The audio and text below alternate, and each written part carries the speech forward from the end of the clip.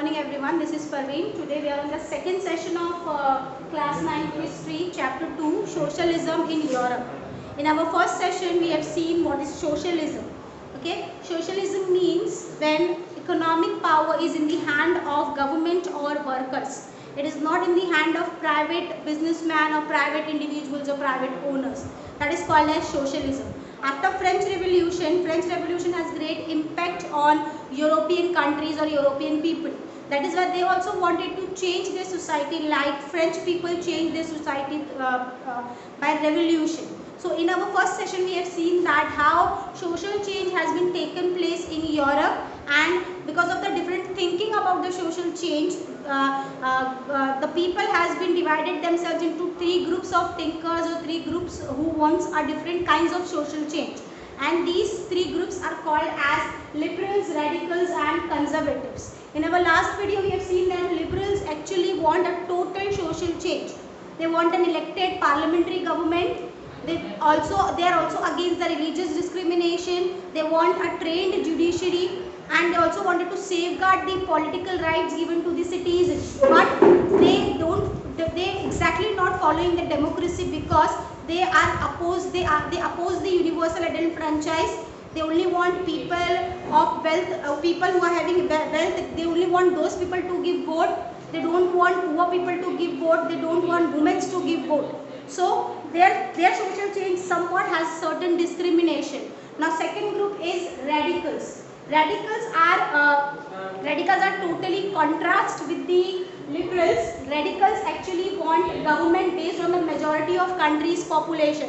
That means radical wants that people of the country or population in the country, they should make a government through majority. Like in democracy we are doing, majority of people voting the political parties, and that political party make a government. They also want the same thing. And radicals also supported the women's vote. They don't want any kind of discrimination. They are against the liberals. Liberals thinking that only wealthy people can give vote. They are against that thinking. They want everyone to give, everyone to have an equal voting right, including women's. So they supported the women's voting rights, and they are opposed giving special privileges to wealthy person. Like liberals has given special political privileges to wealthy persons that they only can vote, and poor people and women cannot vote. So they are opposing that ideas of liberals that they have given this special privilege to wealthy person. And they also dislike the power in few hands. They also dislike the power in the hands of monarchy or aristocracy or the church.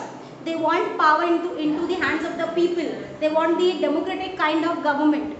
Okay, and this is about the liberals and radicals. And third group is conservatives. Conservatives actually they are opposed the radicals and liberals because they don't want total change. They want to respect. They wanted to give respect to their past. So they don't want total change in the society. So over here you can say that before earlier they are opposing the idea of change, but slowly they are accepting the idea of change, but they only accept the 10 or 20% idea of change. They don't want society to change fully. They don't want society to change totally because they wanted to respect their past. So they are totally different with the liberals and radicals. They want social change, but they don't want to change their past totally because they wanted to respect their past. They want to respect the ideas of their past. So according to the thinking in Europe, a society has been divided between three, that is liberals, radicals and conservatives. Now when we talk about the social change or socialism in Europe, actually it is not a political revolution, you can say. It is all about the economic power. Okay, it has a political power in it, but it is more about the economic power. It is more about the economic power in the hands of workers and government instead it in the hands of the monarch, church and wealthy people. So over here our next topic is industrial society and social change. See, in 18th century it was a time of industrial revolution. That means there is invention of new machines, because of which there is new cities came up, industrial regions developed, and railways are expanded because of the trading, because of the increase in trading. And that time is also called as industrial revolution because on that time industries are getting developed, people are more involved in industries than agricultural activities. Machines has been invented in industrial sector. So over here this particular time of 18th century is known as industrial revolution. And because of these industrial revolution, factories. Now these men, women and children who are working in the factory, actually because of this particular industrial revolution, child labor was increasing, which is wrong, which is illegal. And man and women's laborers are working for the longer hours, but they are getting less wages. And unemployment was common because industrial goods was having a low demand on that time. That is why industrial workers are having unemployment, and housing and sanitation becomes a problem because of the increasing towns and cities. Because of the increasing number of people in towns and cities, sanitation and housing becomes a problem.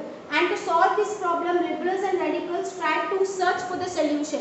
And actually, liberals and radicals, there are some liberals and radicals who are wealthy people who have their own industries and enterprise. So what they are thinking, they think that they want to have a healthy and educated citizens and workers, trained citizens and workers, so that their enterprise or their industries will flourish. So they have a development. That is why they want to make a development to the citizens, to the workers who are working for them. They believe in individual effort and enterprise. They believe that labor should have a privilege. Like labor should have a less working hours or high salary or good sanitation or housing facility. Labor should be healthy and educated or trained. Then only they will get the benefit of enterprise. They also want to put an end to king's rule in 1850. In all the European countries in 1850, they wanted to end the king's rule. They wanted to end the monarchy or aristocracy in Europe. Like France, Italy and Germany started revolution to overthrow the monarchy. In French Revolution, we have seen that they have overthrown the monarchy.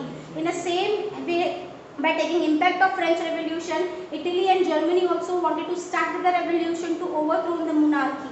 And nationalists talk about the equal rights to citizens in all over the European and also in Asian countries like India. So over here, because of the social change, industries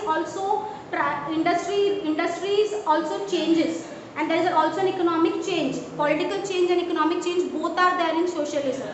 So I hope you have understand this particular topic. In our next topic, we will see how socialism started in Europe. Till then, thank you.